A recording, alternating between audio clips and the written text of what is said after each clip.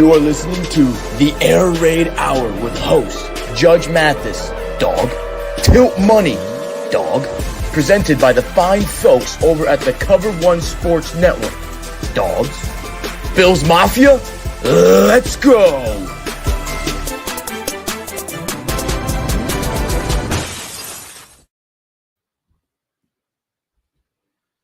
Ladies and gentlemen, welcome into the Air Raid Hour tonight. I am your host, Tilt Money, David Tilton. I'm joined again by Mr. Hansel at Uber Hansen on Twitter and of Reddit and social media fame.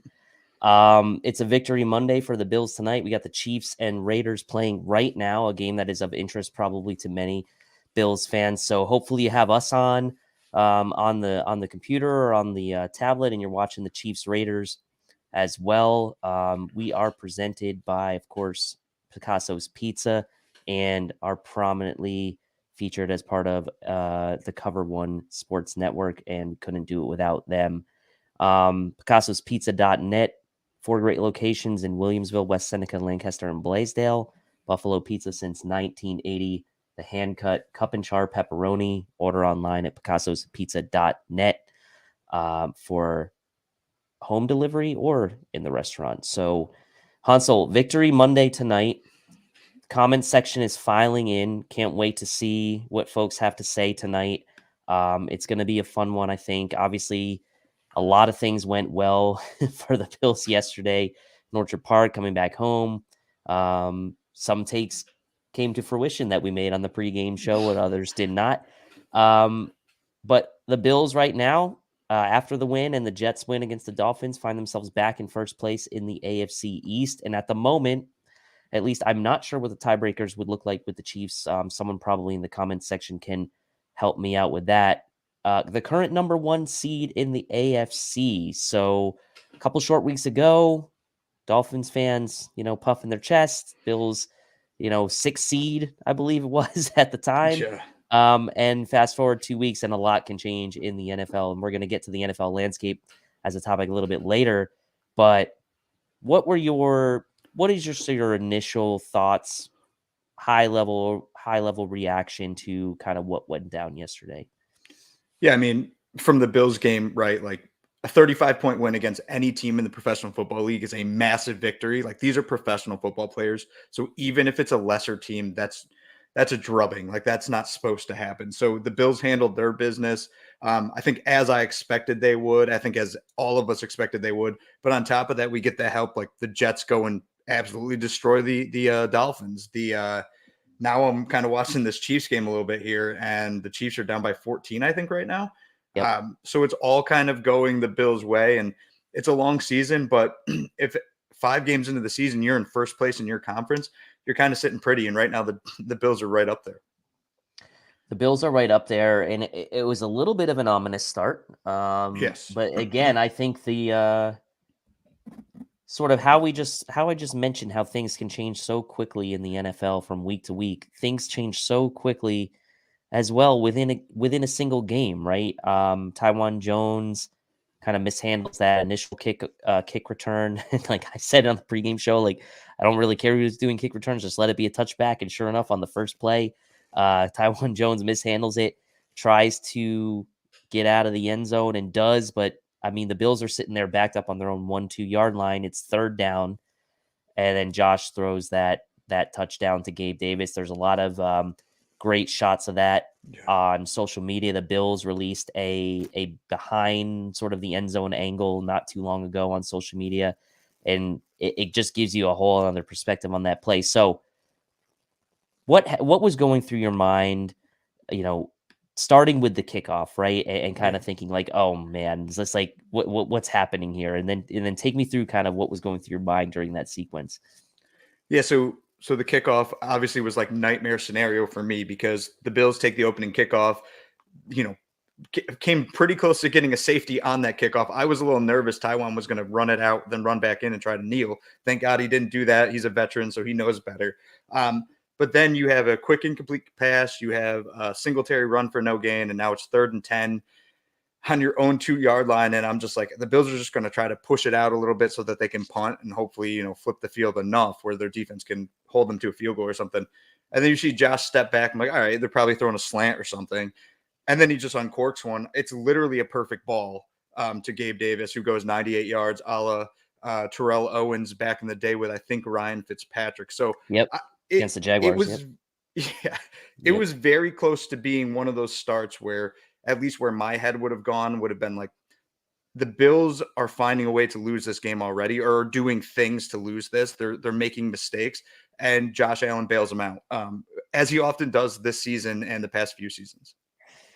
Argo with a funny comment here. Taiwan just trying to pad Josh's stats, and that's funny. Yeah. We're gonna get deep into the game. We're really gonna only focus so much on mostly on the positives from this game, and then we're also gonna kind of take a look around the AFC East and the AFC and the NFL landscape a bit later on the show. But to start the show off, obviously there's been a lot of chatter today about the Panthers taking calls for Christian McCaffrey, among other players, right? It's not just Christian McCaffrey. Matt Rule was fired earlier today. The Panthers still owe him around $40 million, I believe, on his contract. It's just wild. He signed a 7-year, $62 million contract 2 years ago, and now here we are, Matt Rule, the first coach getting fired in 2022. But from a Bills angle here, and a lot of people going back to even the draft 2 years ago, draft Travis Etienne, draft Najee Harris, like there's this faction among Bills Mafia that is very much like we need this running back to kind of complete the offense. There's also a faction of Bills Mafia that's like, well, we don't really run the ball a ton anyway. Josh runs the ball so much. We're really kind of mostly a vertical passing type team. Obviously, we're a little bit more balanced now in the passing attack, but not a high volume running team as it is. So there's a philosophical question there. Are we not a high volume running team because of the personnel we have, or are we not a high volume running team because that's the way our offense is designed? And I think it's probably more the latter, but this talk about Christian McCaffrey, and I want to hear what the comments section has to say about it. And while I bring up some comments from the comments section, Hansel, I want to get your take on it. And no, Jessica, we shouldn't be worried about Judge. He was traveling, and his Mondays are rough. He was traveling for this game, so he wasn't going to make it back in time, and so he was not available this weekend. But Judge will be back for the Sunday pregame show for the Chiefs game, so no need to worry. Our favorite hot take artist and reaction artist will be back for the pregame. So Hansel, give me your take on Christian McCaffrey in comment section. I want to hear your take on McCaffrey as well. Yeah, so McCaffrey, when healthy, might be the most dynamic running back in the NFL, but he hasn't been healthy for a long time. Saying that, though, you were talking about like the philosophical differences, right? So the Bills are a passing team. Obviously, we'd like them to run better, but Josh can throw the ball 50 times a game, and I'd be comfortable with that. What I am not comfortable with is him taking all these gigantic hits, because he's our only running game we have. So in theory, I actually like the idea of bringing in someone like McCaffrey, because he actually makes your passing game better, and he can still run the ball more effectively than most running backs. But saying that, I think that the Bills' bigger issue is their inability to block the run. Like they're not a great run blocking team. So even if you bring CMC in, I don't want people to think like, oh, he's going to solve all the world's problems that we've seen over the past few years. I think he's without a doubt better than Devin Singletary, without a doubt better than Zach Moss, and without a doubt better than James Cook. But at the same time, how much does he kind of move the needle for the Bills when it comes to actually moving the ball on the ground? Yeah, I mean, this kind of gets back to the question of like, I don't think there's a question that he's a much more talented running back than any of those guys you mentioned, right? I think it's going to be, what is the cost, right? What would the cost be to acquire a guy like McCaffrey? Now, Greg Thompson did a really good analysis on the fact, and I'm talking amongst other people online that, the Bills wouldn't necessarily be absorbing a huge cap number by restructuring that contract and him coming on to team in 22 based on how many games have been played already. There will be money obviously owed to him in future years, but none of it is guaranteed. So, for McCaffrey, a change of scenery might not be the worst thing in the world for him either. Now, if he stays with the Panthers, I can't imagine they're going to get rid of him outright. So like he's going to get that money from the Panthers one way or another, even if he rots in on a bad team. But you have to think that the Panthers might try to, make some moves here at this point, like investing top dollars in a running back like McCaffrey when your quarterback situation really with Baker Mayfield is still very much unsettled. You have some really nice pieces on defense, and you have some offensive weaponry like DJ Moore and Robbie Anderson. But like with a new head coach now, like what's going to happen? There could be a fire sale. We don't know. So, McCaffrey could be on the table. And if the opportunity cost is right, we know Bean's at least willing to pick up the phone. It was already reported today that he did inquire amongst other teams. And by the way, the Bills not the only team inquiring about McCaffrey. So it would be very interesting. Big time digs yesterday says CMC would revitalize our run game. We either need a superstar running back or a good O-line to get a running game. And he's been pretty good this year for the Panthers. Like he hasn't been necessarily like, number one fantasy pick good, but he's been good, right? He's been getting volume. He's been, he's been healthy. He has popped up on the injury report a few times so far this year, but nothing of significance. And, he has produced when called upon. It's just going to be really tough right now to get a true assessment of what he is in that Panthers offense right now, because that Panthers offense is so bad. And so for me, I'd love to get a guy like McCaffrey. I do think you're right. It helps just the team overall in general. But I also think it would be interesting to see if multiple teams are calling from him, that price is probably going to be pretty steep, I would think, to acquire his services. So what would you, I'm just throwing out this idea. Yep. If they said we want James Cook and a second round pick, you making that trade? Yeah. Okay.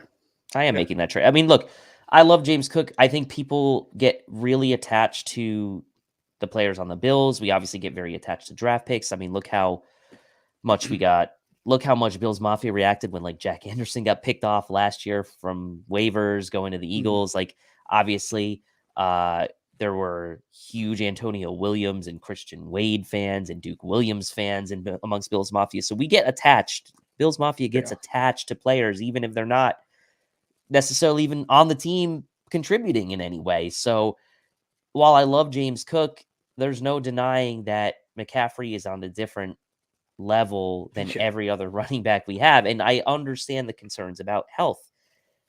The Panthers are not going to take Zach Moss and a 4th round pick for Christian McCaffrey. So while of course I would do that, they're not going to do that. The Panthers are not going to do that. Right. CMC not worth a 1st rounder. And I agree with that spin. I don't think he is worth a 1st rounder, but I do think that he's going to, with the amount of teams calling for him and the amount of teams looking to try to add a weapon on offense, he's probably going to fetch a 2nd rounder plus players, right? Or multiple picks. So I understand this point as well. Cook is our future cheap back. I get that. Yeah. I get that. But look, James Cook's not going to be the only receiving back that ever comes through the draft. And how many guys are going to be Christian McCaffrey that come? Like those guys are different. So I'm not saying that it's the right move. I'm not saying that I'm just saying like to deny McCaffrey's talent versus the backs we have is probably a bit biased and a bit biased towards our own players. So I get, Daniel says, I would not trade a day 1 or 2 pick for a CMC. And that's why I think it's maybe going to take players plus picks to get it done. I also think it will depend on how many teams are truly interested in him. So getting to the game now, we're gonna kind of go through first the offense and then the defense. Obviously, probably a lot more to talk about on the offensive side of the ball, but let's start with Josh Allen. Obviously, that's where we're going to always start when the Bills have an impressive offensive performance like they did yesterday. Now has 150 total career touchdowns. He eclipsed that mark. They mentioned that on the broadcast yesterday. He's the first NFL quarterback to surpass 300 passing yards in the first half of a game this season. The Bills are the first NFL team to reach 400 yards and a half since Tampa Bay in the first half since Tampa Bay in 2020. Josh Allen, 20 for 31, 424 passing yards, 4 passing TDs, another 5 rushes for 42 rushing yards, accounting for 466 total yards, leading the NFL as of before this Chiefs game in passing yards and passing touchdowns. So, Hansel, I saw you making some pretty funny and sarcastic tweets online about Josh Allen stats and his pace, and we were going back and forth a little bit about his MVP candidacy. But talk to me about Josh Allen and what you thought about how he played in this game, and I want to hear what the comment section has to think as well. Yeah, so I'll say, like, going into probably this week and probably a little bit of last week too, like, my big thing, and probably Bills fans didn't particularly like this, I thought Lamar Jackson was QB1 in the NFL. I thought he was playing better than anybody else, including Josh Allen, but only slightly, not much. That opinion started to shift after the Ravens game. And now after this game, also with what Lamar did against the Bengals, I think Allen's kind of separated himself as like the true QB1 with Patrick Mahomes, depending on how Mahomes plays today. I think he's at like this different level right now. It almost seems like no matter who he's throwing the ball to, he's throwing it so well that he's making everyone around him better. He's making the O-line look better than they are. He's making the running backs look better than they are, in my opinion, as well. He's throwing to Khalil Shakir, Isaiah Hodgins, Jake Kumaro, like Isaiah McKenzie, Jamison Crowder. Like, these are guys that in other places probably wouldn't succeed. And on the Bills, they are succeeding. You add in then Gabe Davis now is a literal deep threat on the Bills. And suddenly this entire offense is just going to explode. It's just silly right now. And then, we talk about, hey, maybe CMC's coming, or hey, maybe OBJ's coming. And I can't even fathom how much better this offense could be if you added another threat. Like, there's already very difficult to slow down this team, and to think that you could add another legitimate NFL talent, what Allen could do with that, it just seems surreal right now. It really is. Caden comes and says Allen is MVP without a doubt. Not a close second to me is Jalen Hurts. I like Jalen Hurts. I think that's a good pick as a second in line right now, with a sign of not a subpar performance from Lamar by any means, but not a great, statistical performance from him. They did win the game ultimately. It's interesting, right? Because, Josh Allen is doing these things, and you mentioned Odell Beckham, and it kind of got me thinking, like, well, I think I'd rather probably sign Odell Beckham as a free agent than try to have to trade for Christian McCaffrey. Yeah. You're giving up less assets. You're not giving away future considerations.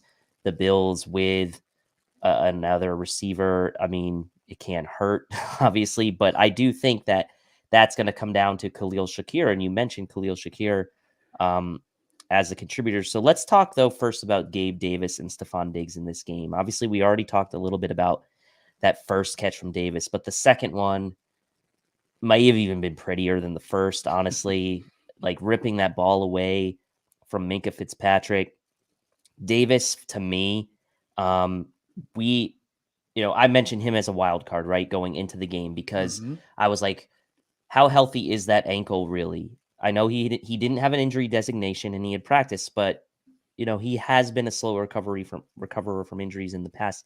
But clearly that no injury designation was true to form, and he did not look hindered at all by that ankle injury that kind of bogged him down for the past couple weeks. 3 catches for 171 yards, 57 yards per catch, 2 TDs, big play threat that balances out the offense is back. And then Diggs just continues to be extremely efficient and reliable. 11 targets, 8 catches, 102 yards. The touchdown to Diggs as well. Stephon Diggs 4th in the NFL in receiving yards, 3rd in catches, 1st in TDs. So he's top 4 in all the major receiving categories after this game. So talk a little bit about that Diggs-Davis combo. What makes them so special together? Yeah, so you think without Davis, like, what could teams do? Like, how could they combat the Bills' offense? And I think one of the biggest things is you can kind of bracket Diggs. You can always put a safety on that side to kind of help out a little bit. And still, with teams doing that, Diggs was eating underneath. Now it's a little more difficult to do that, because if Gabe Davis is the deep threat we all think he is and what he showed yesterday, suddenly you have to be more, wary of that deep ball and keeping a safety deep. I think adding Davis is just going to make Diggs more dangerous. And as Diggs gets more dangerous, so too will Davis. And then I will talk about him a little bit more in a minute, but like Khalil Shakir. And we also factor in the idea the Bills didn't have Dawson Knox yesterday. Like, we're doing this at not 100%. Like, that's the craziest thing about all of this. And I look at Gabe Davis yesterday, and I'll say, like, on his first TD catch, I was watching his legs, and I was almost like, it seems a little choppy. Like, is he 100% or not? But then when he ran that one in, and then he pulls the ball away from Minkah Fitzpatrick. I'm like, even if he's 80%, 80% of Gabe Davis is better than, 100% of most wide receivers in the NFL. So I think this offense is ascending. It's not descending. And that's, again, crazy to think about when through the first 5 weeks, they've arguably been the best offense in the NFL. I mean, that is absolutely facts. I mean, I thought about this going into the show tonight and whether to bring it up. And I think maybe we should bring it up. Davis is in his third year. Like, is it too early to start thinking about a contract extension for him? I mean, I don't know what the numbers like. Look, he could demand Christian Kirk's contract. He could do that, and the Bills probably would have to pay. Like, he's going to get paid somewhere, whether if it's in Buffalo or not. I'm not sure. I actually had a Twitter poll I did earlier this year before the season started, and I said, "What would you rather have, a true wide receiver 2 or a tight end 1?" And I think it had like 1,700 votes, and it was 50-50. Split down the middle. And that obviously was saying, would you rather have Dawson Knox or would you rather have Gabe Davis? We already have Dawson Knox. He's locked in. Now the question is, can we lock Gabe Davis in? I hope we do, just because the idea of keeping Josh Allen, Stephon Diggs, Gabe Davis, and Dawson Knox together for the next 6 years or so, like, you're just going to be consistently good. And I'm really not concerned about that with the way Josh Allen's playing and getting better. But I would love if it was the same core of people for the next half a decade. I'm with you. I mean, like, the Chiefs with Tyreek Hill and Travis Kelce, like, that was their 1-2 punch, right? And they kept those two guys together for a long time. Now, granted, it was a receiver and a tight end, but I think the Bills do need that, right? I think the Bills need some elite combination, whether it's 2 receivers, a receiver, and a tight end. And obviously, Knox is locked up, so that's great. And if the Bills can find a way to have that core 3 of Knox, and I know he hasn't broken out yet. He's been injured, and he hasn't really broken out yet this year. But if they could find a way to have that core 3 of Knox, Davis, and Diggs, that to me is special. And that to me means you can kind of continue to probably have a little bit of a revolving door at running back if that's the route you want to go. So really just special performance from those two. Stephon Diggs continues to just be that dominant alpha guy. The double high step he did down the right sideline was just, I just liked it. I mean, he's just got this aura about him that, like, there's a presence he brings on the field that, like, when he's not there, which he hasn't been, obviously, because he's been there like predominantly for every snap throughout his career with the Bills. But man, he brings a presence to that offense that it's hard to put a tangible kind of point to it. And he seems to, like, I was thinking about this before we came on. He plays like a different style wide receiver than I've seen anybody ever play before. I don't really know how to describe. Like, he catches the ball and he's always making little moves just to get like 4 or 5 yards. Like, we're not talking about breakaway speed where he's going to find a hole and run for 50 yards. But he plays so different. I don't know anybody else that's played like him before. And he's just so consistent. He's got such great hands, and those little kind of trick moves he has every once in a while. Like you mentioned, that high step on the sideline, that was like 8 extra yards. So he's always finding ways to get extra yards while simultaneously protecting himself. Like, he constantly protects himself. So I think that just adds to the fact, like, he's going to have a long career. Like, what do we do? 6 more year contract? I'm not concerned about him regressing. So yeah, Stephon Diggs, he's an alpha. He's a special player. If he's not wide receiver 1 in the NFL, he's in the conversation for top 3, top 5 at worst. Oh yeah. I mean, I was kind of trying to make the argument he's the best, honestly. Like, I really think he could be considered the best in the NFL right now, number 1. Yes, is that a little bias? Maybe, but, like, he's in the discussion, and if he's in the discussion, it's the same conversation we're having about Josh Allen maybe a year and a half-ish ago, where he could be in the discussion. Now he's reached the point where he is the starting point of the discussion. So Stephon Diggs is right there. So let's talk a little bit about Khalil Shakir and Quentin Morris, right? Because those guys were filling in. We talked about on the pregame show, Shakir filling in for McKenzie, Quentin Morris filling in for Dawson Knox. Shakir he had that one drop, obviously, which, people will talk about, but he otherwise contributed really nicely. The big playability was on display, obviously going up the seam, climbing the ladder, as they say, to make that catch. Had 3 catches for 75 yards and the touchdown. And Josh Allen was trusting him. You could tell Josh throwing it between those 2 defenders up the seam on that one play. He trusted him. And to me, that speaks a lot because that player, like in the slot, whether it was McKenzie or Beasley in the past, like Josh Allen really relies on that guy quite a bit. And so what were your impressions as from Shakir as a receiver? And then to also talk a little bit about Quentin Morris's contribution. Made a nice pluck, made a nice catch, plucked it out of the air there.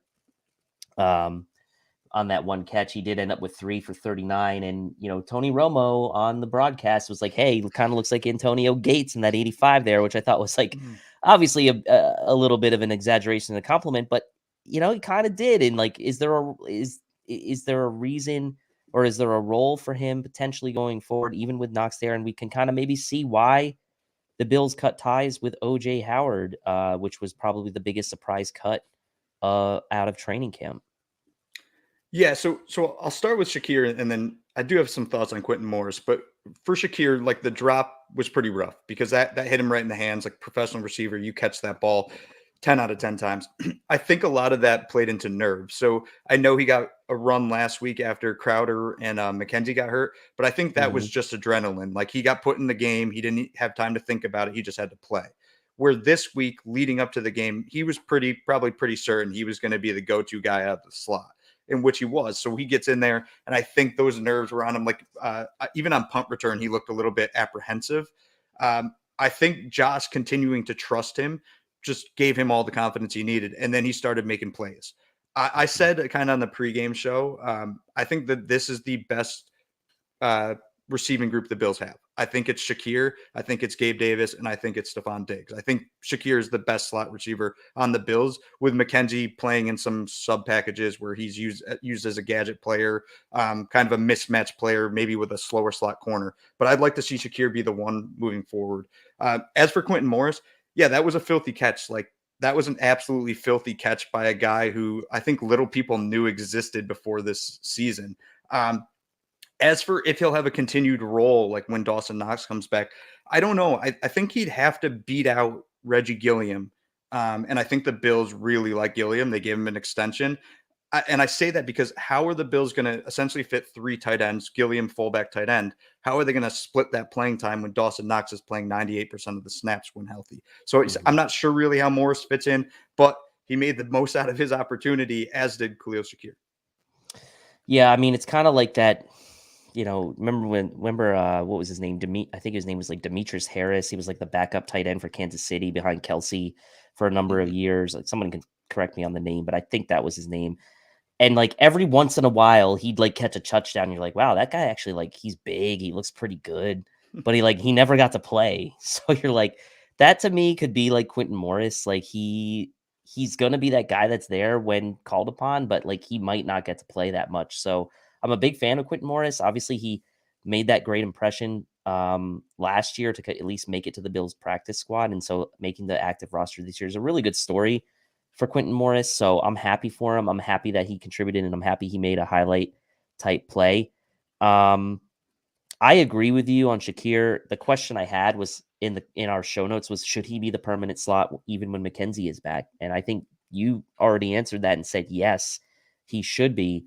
McKenzie's role is interesting to me, and it just seems like it always somewhat reverts back to that sort of gadgety, jet sweepy type player. And he did make some nice plays against the Dolphins. I'm not trying to take that away from him, but it just seems like Shakir might be a more natural slot receiver from the purest sense. That doesn't mean McKenzie isn't going to be the guy when he comes back, at least in the short term. But I think you can't ignore what Shakir did yesterday. You have to put a little bit into context. It was against the Steelers, et cetera, whatever. But it's a nice problem for the Bills to have. We were wondering when Shakir would maybe get his chance to contribute, and he did in this game. So that's got to give the Bills some confidence in being able to use him going forward. All right, let's talk about the running game a little bit. Uh, Josh and Devin Singletary both tied for the lead in the team rushing with 42 yards apiece. Josh's runs were timely, picking up first downs, running when he needed to. A lower volume running type game from him when it really wasn't needed. He only had 5 attempts, which is fine with me, a long of 21. Singletary ripping off 7 yards per carry with a long of 20. He had some really nice runs, I thought. And the interesting thing about this game, obviously, James Cook showing what he could do. I put in the show notes, James Cook shines again in garbage time, which sounds bad, but his best plays really have come in garbage time against the Titans, firstly, and then now against the Steelers. He did make some nice plays against the Dolphins. I'm not trying to take that away from him, but the talent is there. Can he start putting it together in more important moments is the question. And then Zach Moss with 16 snaps in this game, but only 1 carry for 7 yards, was used a bunch in pass protection, which I think is fine, right? He's good in pass protection, and that may be why he's on the field quite a bit. But talk a little bit about this running game. How do you see maybe this rotation shaking out? Singletary only getting the 6 carries, but we had said going in that it probably wasn't going to be a high volume game anyway. Is this a better version of the Bills running game than what we saw against the Ravens, or is it more of the same? Yeah, I mean, I think people, I guess you could point to it and say it's a better version just because the yards per carry was significantly higher. I think it's more of the same. I think it's kind of a mirage more than anything. I don't think we've fixed our problems. I think there's a lot of work to go there, and I think it starts up front. Like the Bills need to be better run blocking. I do like that Devin Singletary basically out-snapped James Cook and Zach Moss combined, and that also includes garbage time. So very clearly, the Bills look at him right now as their best option at running back. I would like to see James Cook be on the field more than Zach Moss. In fact, I'd like to see Zach Moss healthy scratch, but that's a whole nother discussion. I think all in all, it was a decent running performance. Obviously, Josh, he just makes plays when he needs to with his legs. The one really concerning play, though, was on that design QB run to the left side where Cam Hayward absolutely obliterated him. Destroyed and him. Allen's head bounced off the ground. Like, I'm actually surprised they didn't get a call saying you got to take him out and check him out. And imagine if that happened, how quickly that game could have changed. But nonetheless, I think Josh is going to be the number 1 option on the ground. Hopefully Singletary is number 2 behind Josh moving forward. Yeah, Singletary had 30 snaps, as you mentioned. Combined, Zach Moss and James Cook had 26. So definitely the preferred option, and had some nice runs. I mean, Eric was doing a couple nice breakdowns on how the RPO game was working for the Bills. The Bills were running to the short side of the field a few times, and that was having some success. I think that was throwing the Steelers off a bit, and they weren't necessarily expecting that. Running to the weak side and to the short side of the field on multiple occasions. Singletary had a couple nice runs there. James Cook, he had his moment, obviously, the nice touchdown run. I think on another run he had, I would have liked to see him get up the field a little bit quicker on that first, I think it was a run to the left side. There was a chance for him to cut up the field, and he tried to take it further outside, and he got nothing out of it. Now he's going to learn from that we always say, like, the NFL is faster than college. Like, he's just going to have to sometimes take the yards that are in front of him, and I think that's going to be a learning point for him. But he is special, and he can do some things that none of the other running backs on the team can do right now. And so it was nice to see him pop that runoff, and hopefully we will see him, integrated more into the offense going forward. I do think that as far as production, statistically, I would see him more likely to produce than a Zach Moss, but I could also see Zach Moss still getting decent playing time just for pass protection if it comes to that. So we'll see how it shakes out there. I did think it was a better effort from the Bills running game this week than it was a week ago. Let's talk a little bit about Isaiah Hodgins, because he got called up. Obviously, there were reports all throughout the summer that he was having a really good camp.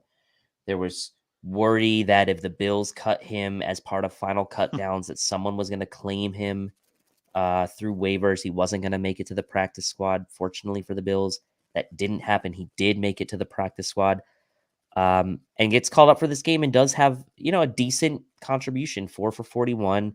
It's kind of the forgotten man, but 4 for 41, made that nice catch down the right sideline on that little option route. Where they had the one receiver running underneath to the out, and Josh kind of just throws it over the defender after he reads the defender covering short, and Isaiah Hodgins makes a nice catch. I think it's a nice situation again for the Bills. Like we talked about this with Shakir, but now seeing Isaiah Hodgins in real game action, not just in preseason, that he in an emergency can be called upon when needed. And hopefully the Bills honestly don't have to call upon him too often the rest of the year, but it does show that they have something when needed. Now, I will say, I don't think this is going to parlay himself into any kind of prominent role for the rest of the year, but what were your impressions of Isaiah Hodgins, and do you see him I guess with a significant role maybe beyond 2022? Yeah, so I'll say the one really interesting thing before the game, right? They didn't call him up from the practice squad. They signed him to the 53-man roster. True. As well as Jamarcus Ingram. I think Ingram was more of I think Jamarcus Ingram's his name. I think that was more of hey, we'll put him on the roster for a minute. Like Trey White's coming. That's Trey White's spot at some point anyway. So, and incidentally, they cut Ingram today. Right now, they're at 52 players. Yep. We don't know why, so that's pretty interesting. But Isaiah Hodgins being signed to the 53 is interesting to me, and I think that plays into Jamison Crowder's injury. I think Hodgins could be on the roster the remainder of the year if and until the Bills maybe sign an Odell Beckham, in which case Hodgins becomes kind of expendable at that point in time. 4 for 41. I honestly didn't even realize that until you just said it. That's pretty impressive, honestly, for kind of a reserve wide receiver in a game where the Bills have benched their starters, going into the fourth quarter and really weren't throwing it all too much with Keenum. I don't know. I mean, Hodgins is kind of the backup plan right now, right? If Gabe Davis can't get right, at least you have that outside guy. I really don't see, like you said, a prominent role for him the remainder of the season. I think when Jake Kumro comes back, for instance, if the Bills have to pick between Kumro and Hodgins, who's healthy or like a healthy scratch and who's not, I think Kumro is going to play, which makes sense because that's what the Bills did leading into the season because of special teams. But Hodgins is an interesting story, interesting guy to be on the 53-man roster at this point in time. And honestly, kudos to him. Like, he worked through injury early on in his career. He kind of fought for this roster spot, impressed enough to deserve it. And he had 41 yards in his first real game. So great for him. Yeah, I was happy to see him contribute, and especially, battling through like the first year where you had the injury, coming all the way back, and then now kind of making his mark. I mean, that's a tough road to go down as a receiver. And I know he's kind of had the benefit of being in the building, obviously, and still being part of the organization, and that obviously goes a long way, getting that treatment, etc. But like, you have to be really patient as a player, and you have to trust like your rehab. You have to trust everything that you're doing, and like, I'm sure there are times where you question yourself and like, am I doing the right things? And so I like Isaiah Hodgins as a person. I think that he's done things the right way, and the Bills have done right by him and keeping him around. And it was really nice to see. Him contribute. All right, let's transition now to the defense. Are any final thoughts on the offense before we transition to the defense? No, I mean, what Josh did, like, it's absolutely insane that first half, right? He had 380 total yards, I think, in the first half. That's absurd. Like, that's not supposed to happen. Even the NFL tweeted out like he's playing in rookie mode. And again, this is a defense with Cam Hayward and Minkah Fitzpatrick. Like, they're not playing well as a unit entirely, but there's still some great players on that team, and the Bills absolutely eviscerated them. Like, their Bills are going to play worse defenses this year than the Steelers. Like, if you go look way down their schedule, like, they're going to play the Lions on Thanksgiving. What's the score of that game going to be?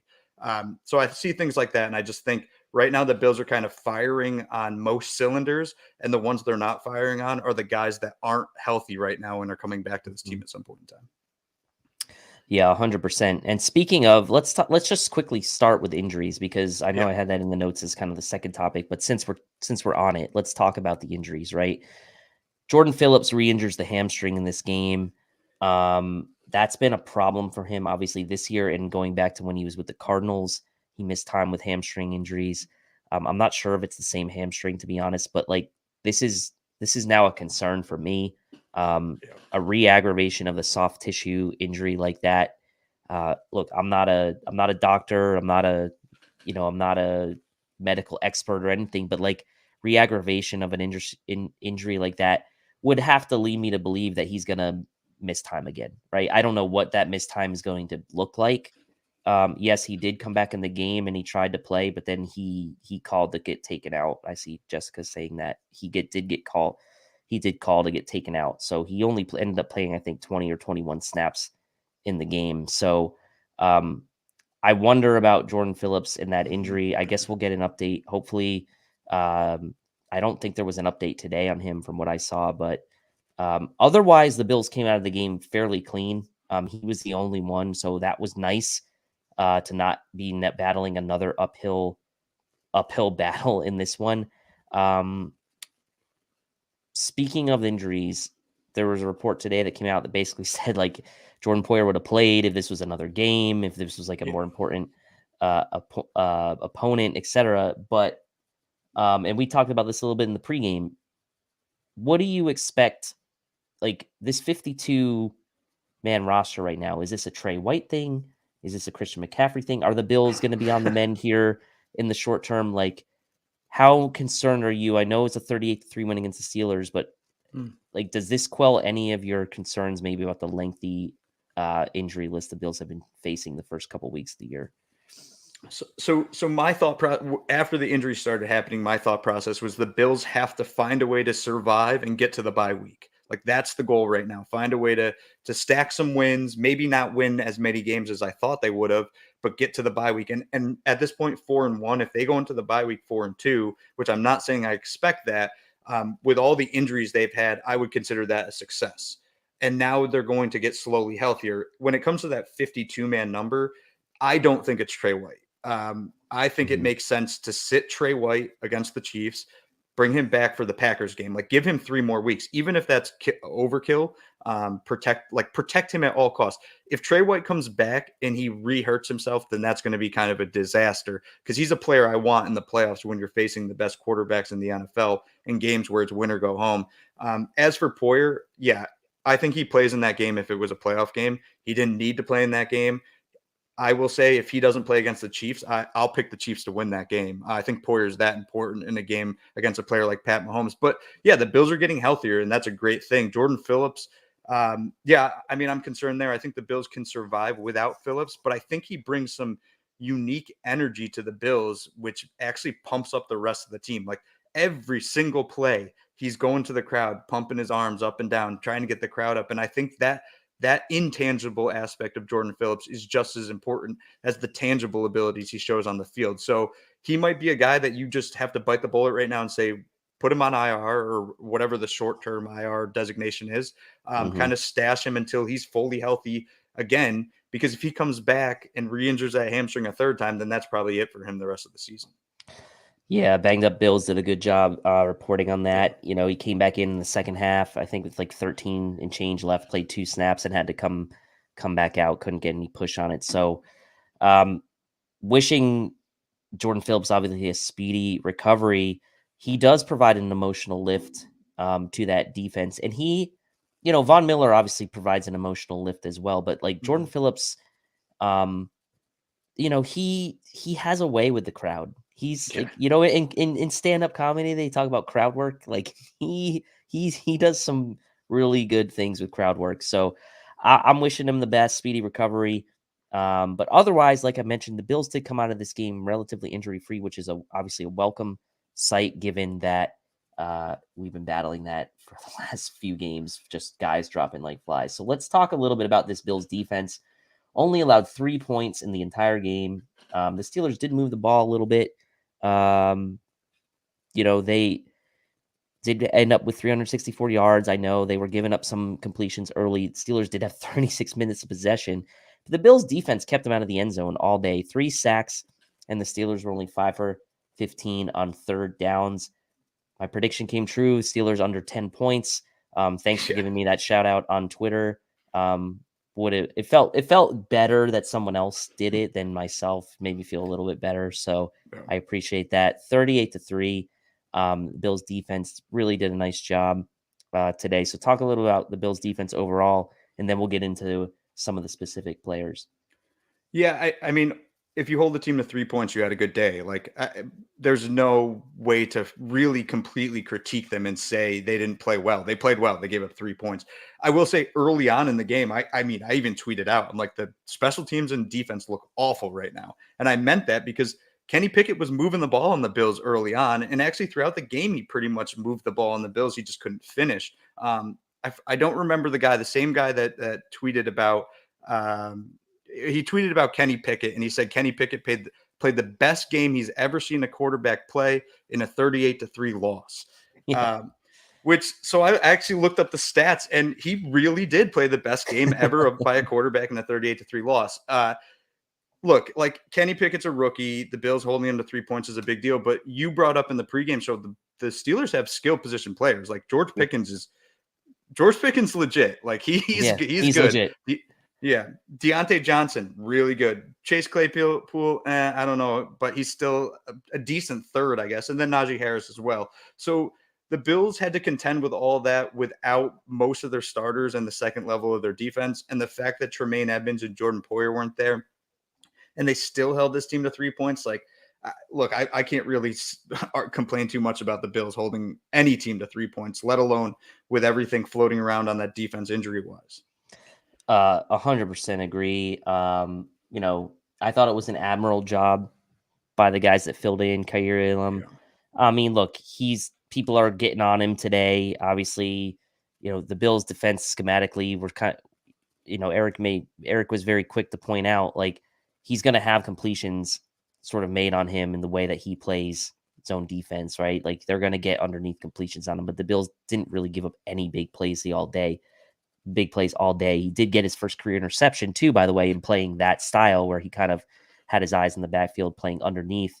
He was able to cut in front of a Kenny Pickett pass and get that first interception. I thought Damar Hamlin played really well, came up and made some nice tackles, had a TFL, made that really nice tackle on a third down on Najee Harris, did some nice work disguising some of the coverages. Eric, did a nice job breaking down some of those plays. Hamlin had 8 total tackles, including the one TFL. So, I mean, I thought it was a really pretty solid effort by those guys filling in. Does Damar Hamlin, I mean, I know, like, we want Jordan Poyer back and he's going to be the guy, but does Damar Hamlin give you confidence does Damar Hamlin give you any real, how do I say this? No one can replace Micah Hyde. But with Jordan Poyer and Damar Hamlin, there's at least a chance that you could be looking at a future starting safety for the Bills in 2023. Is that too bold of a statement to make, or is that something that's really possible right now? Yeah, so you stole most of the words out of my mouth there. Like, I will say, Damar Hamlin, watching him play over the past couple of weeks, I'm impressed. Like, he's way better than I thought he'd be, especially like this early on being a starter and filling in for the likes of Micah Hyde and Jordan Poyer. Like, that's not easy shoes to fill. Saying that, like, look, Jordan Poyer and Damar Hamlin, those are probably going to be the two safeties moving forward. That's not better than Micah Hyde and Jordan Poyer. That's nowhere near the level of Micah Hyde and Jordan Poyer, but it could be one of the top 10 safety units in the NFL just because Poyer's that good. And if Hamlin keeps kind of getting better and better, I could see some success there. Hamlin being the starter in 2023. So if he's the starter in 2023, that means one of two things happened. Either Micah Hyde is retiring or Jordan Poyer is no longer on the Buffalo Bills. I don't want either of those things to happen. But if they do, maybe Damar Hamlin is the guy. And if he's only going to get better, in my opinion. Like, he has to get better with experience. So he might, by the end of the year, maybe he changes my opinion on these things. Yeah, maybe. John DeMarchi coming in from behind enemy lines in Miami, as he always does. Thank you, John. Tyrell Dodson, I got you. Tyrell Dodson, 11 tackles and a sack appreciation tweet. Also, Shakir and Cook build on that. O-line allows 0 sacks and 3 pressures versus Pitt. Applause. And that was like something that you had talked about, right? Alex Highsmith was still a very good pass rusher. That Cam Hayward, I know they're missing TJ Watt, but like, it's still a good defensive front from the Steelers. And so good job by the O-line holding up in pass protection. Josh really had time most of the day. So good point there from John DeMarchi. So yeah, that is something also to note as well. Von Miller in this game only played 37 snaps, 49%, did get a sack, obviously. And on the play that he did get a sack, don't know how the hell he timed that snap. I thought he was offsides, but I was like, oh, Von Miller's offsides. Nope, he was not offsides. We showed it in slow motion. He just timed the snap perfectly. Now has 4 sacks on the year and is tied for the team lead with Greg Rousseau. Opposite him, he has 6 tackles for loss. That leads the team. Assess Von Miller's play so far for this team. Has he made the impact you had hoped and expected? And have the Bills managed his reps, at least in your mind, appropriately? You know, he's still making an impact. He said he wanted to play most of the snaps. He's kind of not playing most of the snaps, but at this point, again, he's Mr. Playoffs, right? Like he's the guy that's going to close for you in the playoffs. So, should the Bills be happy with the impact Von Miller has given this team so far this year? Yeah, so coming into the season, his Vegas set his sack line at 9.5. That was the line. He's going to pass 9.5 this year. He's on pace for what, like 14 at this point in time, which is a big year for any player, including Von Miller. Yeah, I'm happy with his on the field play. I think it's off the field, like the intangible benefits he brings are all the more important. The way he's impacted Greg Rousseau, AJ Epinesa, Ed Oliver, that entire Tremaine Edmonds, like there was that video. What was it? They had Tremaine mic'd up for the Ravens game. And the entire time he's on the sideline just saying, don't blink, don't blink. And he got that from Von Miller. So Von's rubbing off on all these guys.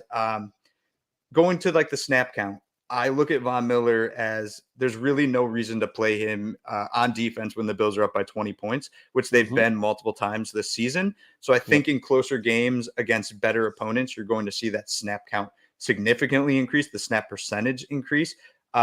Starting next week against Kansas City, I bet you we see Von Miller put up the most snaps he has this season against the Chiefs.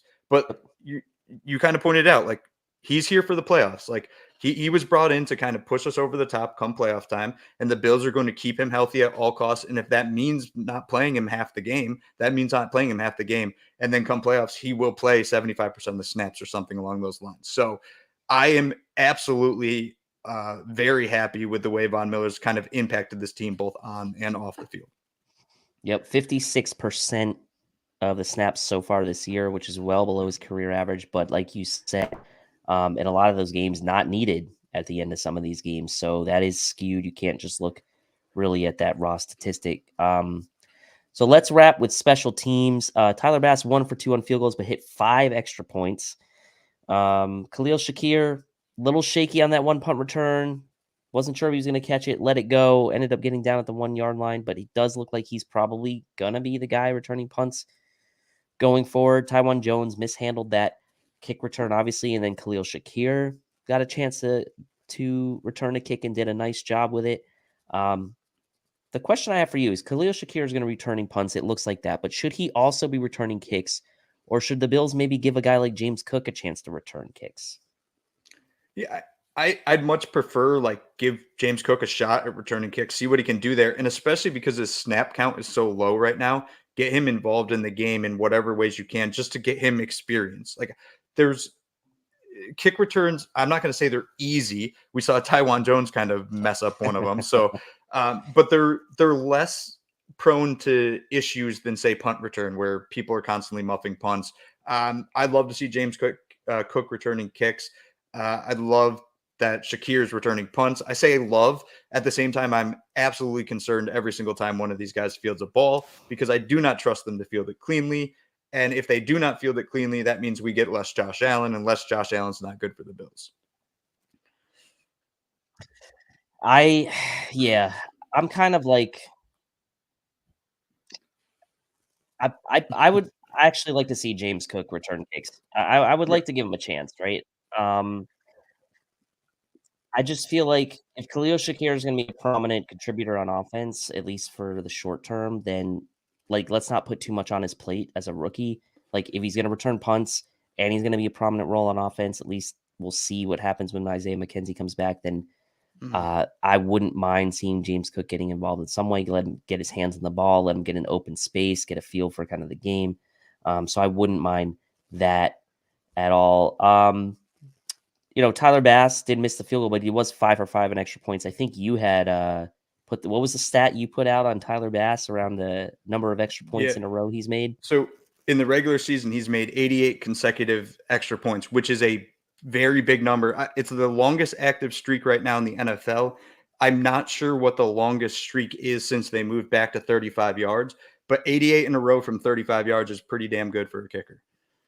Pretty damn good, especially because we've seen field goals shorter than that being missed so far this year. John DeMarchi says, cover one applause, appreciation tweet on 10, called it pre-draft. Yeah, we were all big Khalil Shakir fans at cover one during our pre-draft coverage. Obviously, him getting picked in the early 5th was big value, at least what we thought, and it looks like it's turning out to be the case. Looks like he could be a gem for us. It's still early, but things are certainly looking promising. Bass-o-matic indeed. John DeMarchi. All right, so we're coming up on about an hour here. So we're gonna spend the last little bit of the show kind of doing a little something different that we haven't really done in a while, but we're gonna take a little bit of a trip around the AFC and around the AFC East to kind of see where things stand right now for the Bills in the landscape of the bigger picture around the league. The Jets with the big win over the Dolphins yesterday. Dolphins were favoring that, obviously playing with their third string quarterback, but the Jets still nonetheless win convincingly and currently sit in second place in the AFC East at 3-2 with Zach Wilson now back healthy, Breece Hall looking good, and the Jets scoring 40 points yesterday. Michael Carter and Breece Hall combo in the backfield looks good for them. Corey Davis and Garrett Wilson receiving. Tyler Conklin didn't really get involved yesterday, but he'd been playing pretty well to start the year. Dolphins now third in the AFC East, losing 2 in a row now, and the Patriots shutting out the Detroit Lions, the number 1 offense in the NFL. Put that in finger quotes because it's early in the season. Yesterday at 2-3 in last, but the division's tight. So I guess the question that I had in my show notes around the AFC East are, who's currently the biggest threat to the Bills in the AFC East? Is it the Jets? I can't say it's the Jets just yet. I will say coming into the season, I think I was higher on the Jets than most people. I think that their roster is actually really good. I think the quarterback's the biggest question. Still the biggest question. Is Zach Wilson the guy? And I think ultimately in a game against, say, the Bills, yeah, you have Breece Hall and Michael Carter. That's great. Like, you can run the ball, wonderful.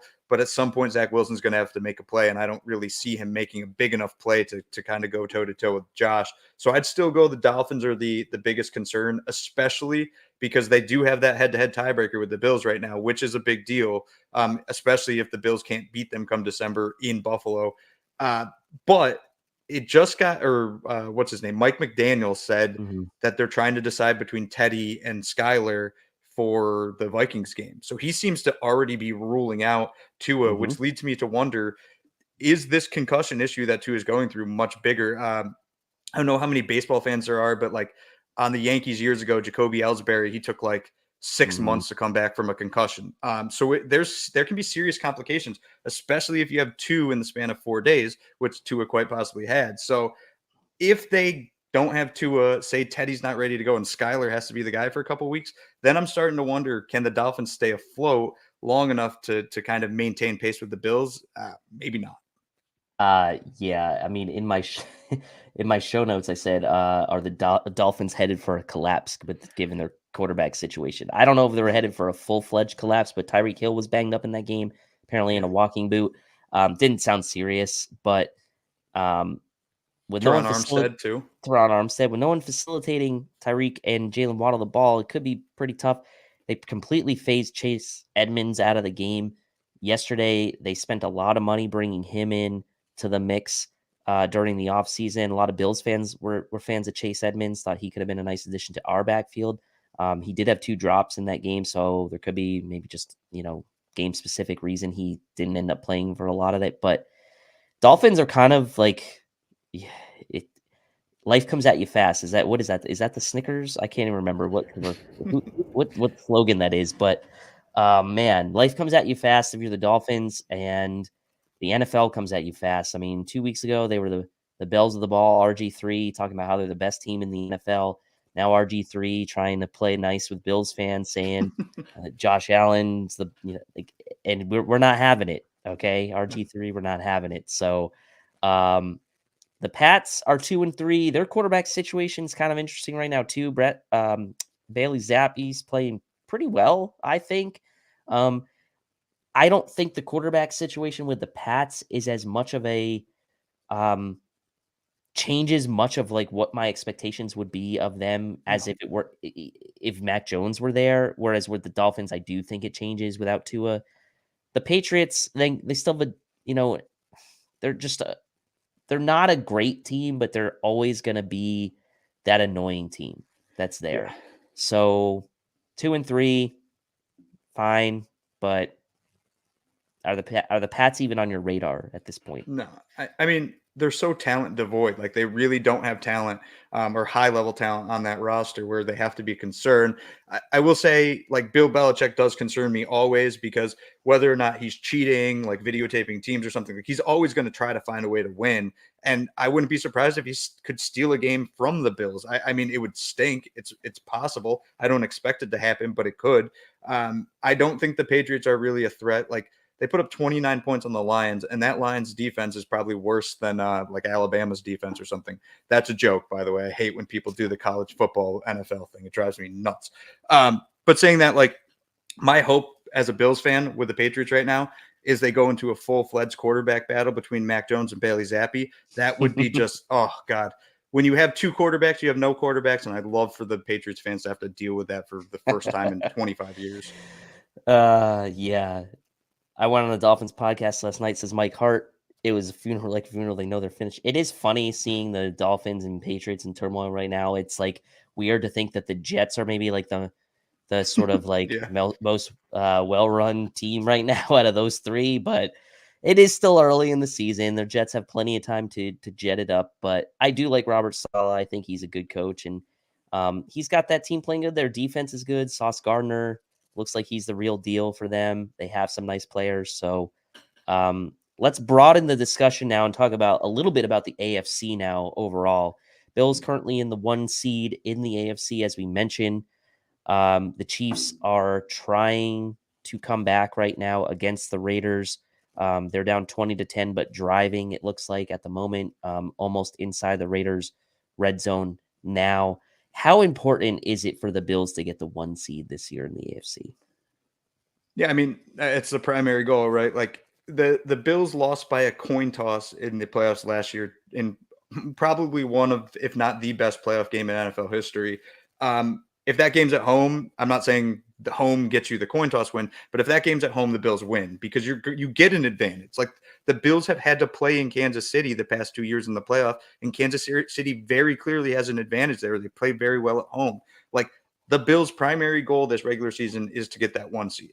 If they can lock up that 1 seed, they get that bye in that first week, and then they just have to win 3 games to hoist the Lombardi. I think that is what they all are kind of striving for.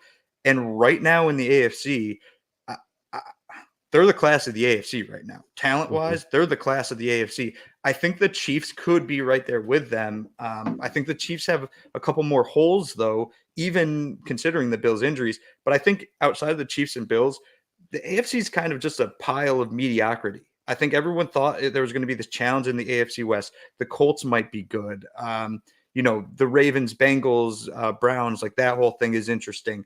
But at the end of the day, I think it's very clearly the Bills are probably the one right now, and the Chiefs right there with them. And then it's everyone else, the rest of the 14 teams.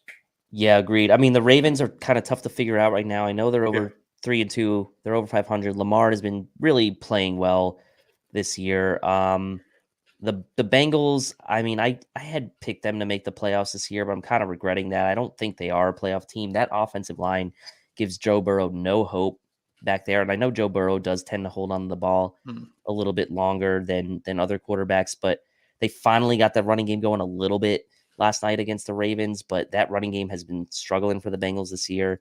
Their defense is okay.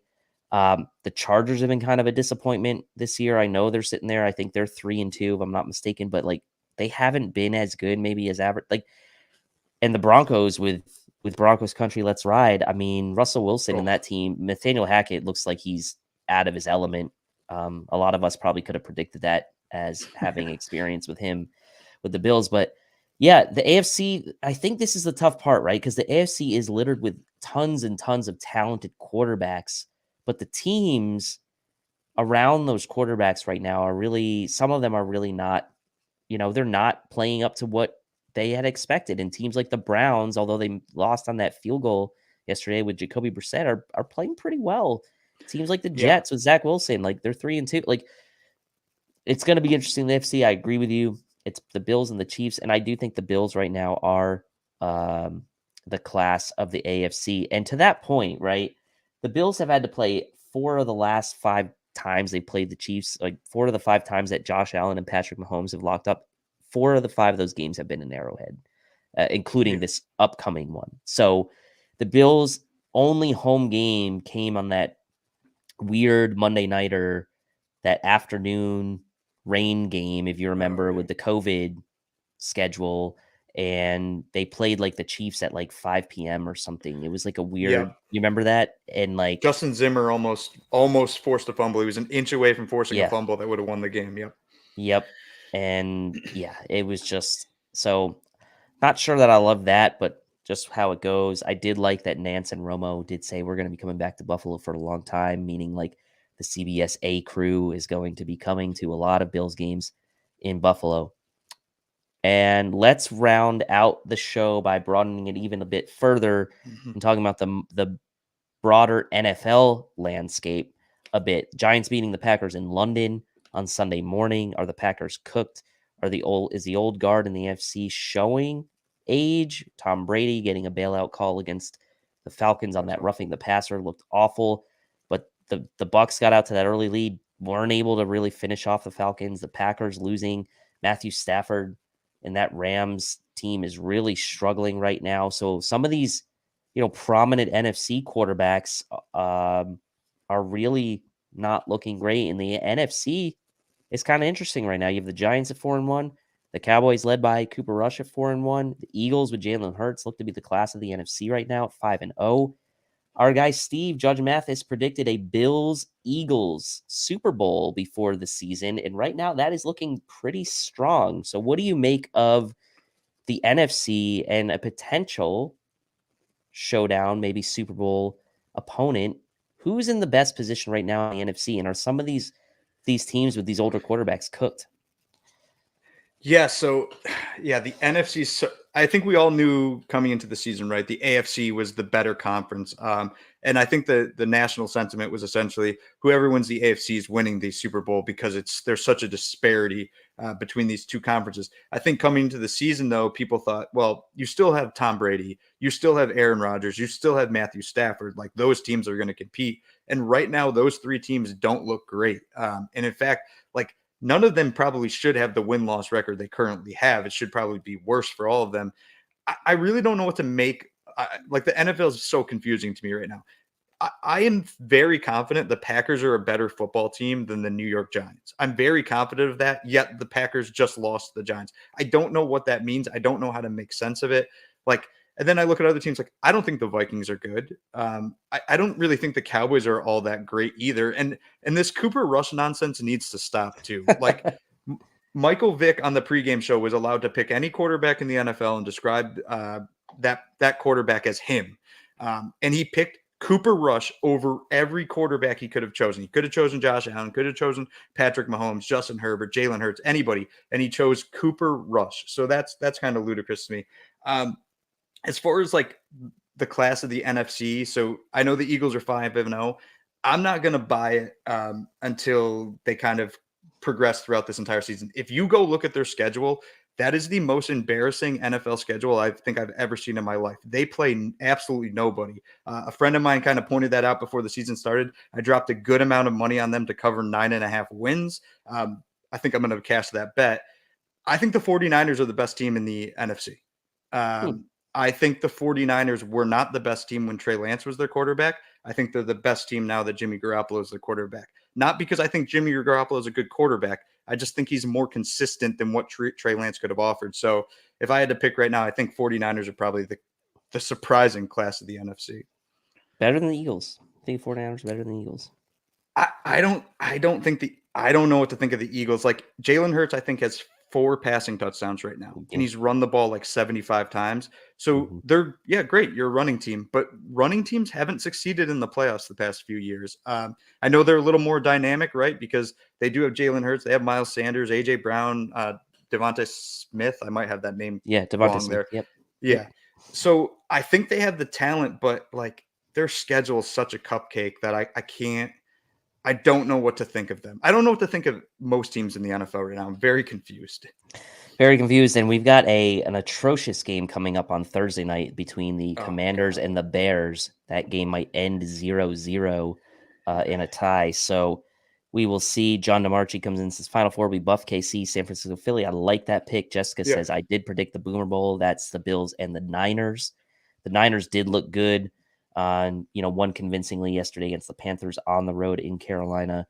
A lot of people living around me not too happy about what's going on with the Panthers right now. But whenever there's a change in coach, there is a bit of optimism. So any parting thoughts on Bills, Steelers, or the Bills outlook before we do just a quick preview of the Chiefs, who are now only within 3 points of the Raiders, only down 2017 at the moment.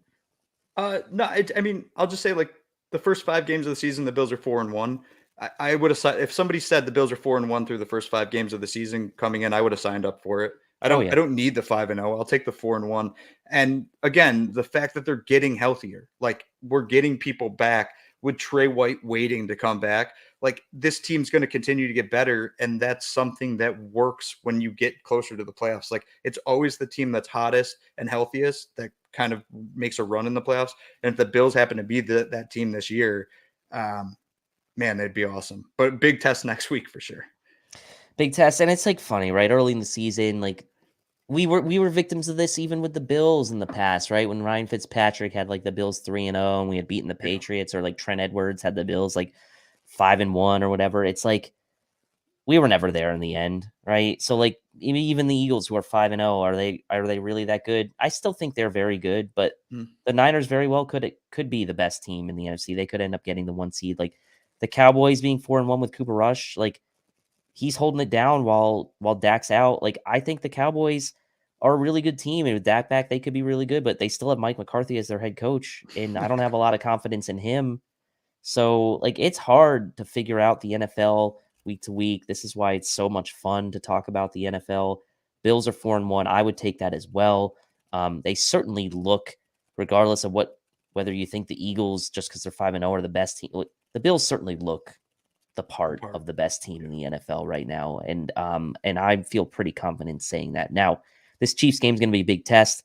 Chiefs look like they're going to maybe come back in this Raiders game, so we'll see what happens. We're going to let you guys go and watch the rest of this game. It's obviously of importance to us to see kind of what the Chiefs have to offer, but I want to thank everyone tonight for the super chats, for the comments. It's always fun coming here on a Victory Monday to talk about a win and not having a therapy session, which thankfully we haven't had to do too many of those in the last couple of years. So Hansel, thank you for joining me the last few shows. It's been a real treat to have you on.